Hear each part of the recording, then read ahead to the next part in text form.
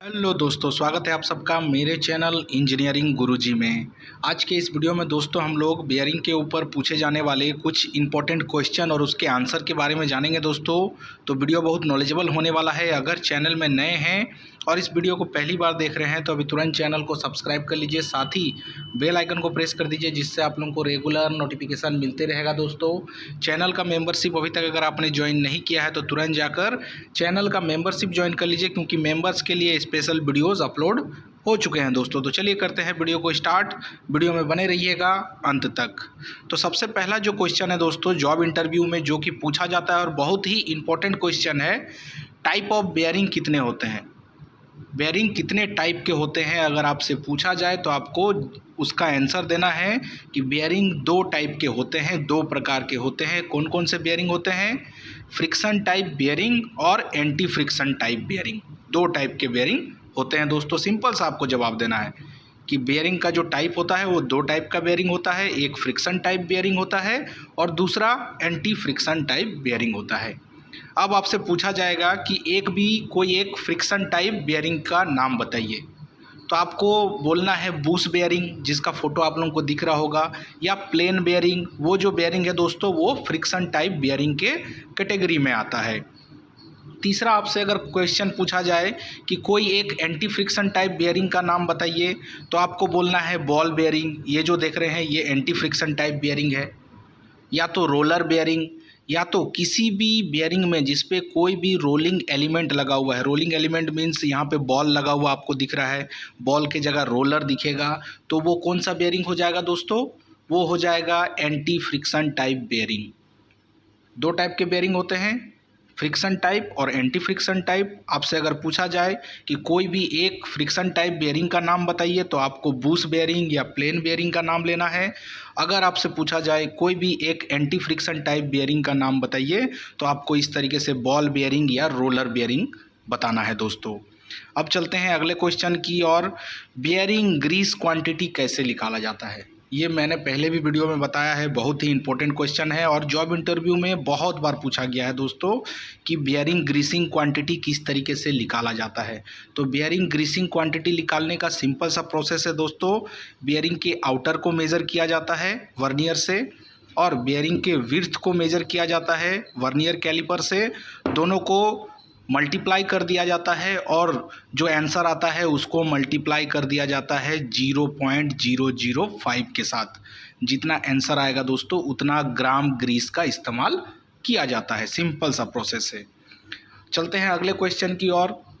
Bearing में कौन सा पार्ट्स शाफ्ट के साथ घूमता है? अगर आपसे पूछा जाए कि बियरिंग का कौन सा पार्ट्स शाफ्ट के साथ घूमता है, तो आपको बोलना है इनर रेस। ये जो इनर रेस देख रहे हैं दोस्तों, ये शाफ्ट के साथ घूमता है और आउटर रेस जो है ये हाउसिंग में लॉक हो जाता है दोस्तों। तो आपसे अगर पूछा जाए कि बेयरिंग का कौन सा पार्ट्स शाफ्ट के साथ घूमता है, तो आपको बोलना है बेयरिंग का जो इनर रेस है वो शाफ्ट के साथ घूमता है। अब चलते हैं अगले क्वेश्चन में। बेयरिंग के आईडी को किस तरीके से निकाला जाता है? बेयरिंग का जो यहाँ पे बोर साइज है वो किस तरीके से निकाला जाएगा कि कितना डाया का शाफ्ट इंस्टॉल होगा। उसको निकालने के लिए सिंपल सा दोस्तों, बेयरिंग नंबर जो लिखा हुआ रहता है, जैसे कि यहाँ पे 6309 लिखा हुआ है, तो लास्ट जो 2 डिजिट है 09, उसके साथ आपको 5 को मल्टीप्लाई कर देना है। जितना आंसर आएगा वो बेयरिंग का आईडी हो जाएगा दोस्तों। जैसे कि 09 के साथ अगर आप 5 को मल्टीप्लाई कीजिएगा तो 45 mm इसका जो डाया है, इसका जो आईडी है, बेयरिंग का बोर साइज है, वो बता रहा है कि 45 mm है। सिंपल सा प्रोसेस है दोस्तों। लास्ट 2 डिजिट के साथ 5 को मल्टीप्लाई कर देना है दोस्तों। अब हम लोग थोड़ा इस बेयरिंग के पार्ट्स के बारे में जान लेते हैं। इस बेयरिंग में कौन कौन सा पार्ट्स लगा हुआ है। इस बेयरिंग में दोस्तों ये जो देख रहे हैं इसको आउटर रेस बोला जाता है, ये वाला। ये जो देख रहे हैं दोस्तों ये केज है। केज का क्या काम है? ये बेयरिंग का जो बॉल है उसको लॉक करके रखने का है दोस्तों। यहाँ पे जो बॉल है उसको एक एक्यूरेट डिस्टेंस पे लॉक करके रखने का काम बेयरिंग का केज का है दोस्तों। अंदर में आपको बॉल देखने को मिल जाएगा। वो बॉल क्या करता है? इसके फ्रिक्शन को कम करने का काम करता है दोस्तों। इसके अंदर रोलिंग एलिमेंट के तौर पे बॉल डाला हुआ है। ये जो देख रहे हैं दोस्तों ये इनर रेस है। ये इनर रेस शाफ्ट में इंस्टॉल होता है और यही इनर रेस घूमता है। आउटर रेस जो है ये हाउसिंग में फिट हो जाता है दोस्तों। तो सिंपल सा ये कुछ क्वेश्चन है बेयरिंग के ऊपर जो पूछा जाता है। अगला आपसे बेयरिंग के ऊपर पूछा जा सकता है कि बेयरिंग का नॉर्मल ऑपरेटिंग टेम्परेचर कितना होना चाहिए। तो आपको जवाब देना है दोस्तों, जो बेयरिंग का नॉर्मल ऑपरेटिंग टेम्परेचर है वो 40 डिग्री टू 80 डिग्री जो है वो नॉर्मल ऑपरेटिंग टेम्परेचर है। 80 डिग्री के ऊपर आए तो वो अलार्म कंडीशन माना जाता है, और अगर 90 क्रॉस हो जाए मतलब बेयरिंग सीज होने वाला है। अगर 90 से ऊपर जाने वाला है तो आपको समझ जाना है कि वो बेयरिंग जल्दी सीज होने वाला है। आपको चेक करना पड़ेगा कि बेयरिंग में क्या प्रॉब्लम है। अब अगला क्वेश्चन आपसे पूछा जा सकता है कि अगर बेयरिंग ड्राई चलेगा, बेयरिंग अगर ड्राई रनिंग करता है तो क्या हो सकता है। सोचिए, बेयरिंग में ये लुब्रिकेशन के लिए यहाँ ग्रीस डाला जाता है। अगर आपने बिना ग्रीस डाले बेयरिंग को रनिंग कर दिया तो क्या हो सकता है। इसका जवाब आपको सिंपल सा देना है कि बेयरिंग दोस्तों बहुत ज़्यादा हीट हो जाएगा, और हीट होने के वजह से बेयरिंग सीज हो सकता है। बेयरिंग का जो केज है ये डैमेज आपको देखने को मिल सकता है, और इतना ज़्यादा सीज हो जाएगा कि बेयरिंग रिमूव करने में भी प्रॉब्लम आएगा दोस्तों। तो बेयरिंग को कभी भी ड्राई नहीं रनिंग करना है। अगर ग्रीस लुब्रिकेशन है तो लुब्रिकेशन ग्रीस आपको फिलअप करना है महीने में एक बार, या ऑयल लुब्रिकेशन है तो ऑयल लेवल को आपको सही से चेक करना है कि उस इक्विपमेंट में ऑयल का लेवल सही है या नहीं है। ठीक है, अगर ग्रीस नहीं होगा, ऑयल लुब्रिकेशन है तो ऑयल नहीं होगा, तो आपको बहुत ज़्यादा अबनॉर्मल साउंड भी सुनाई देगा दोस्तों।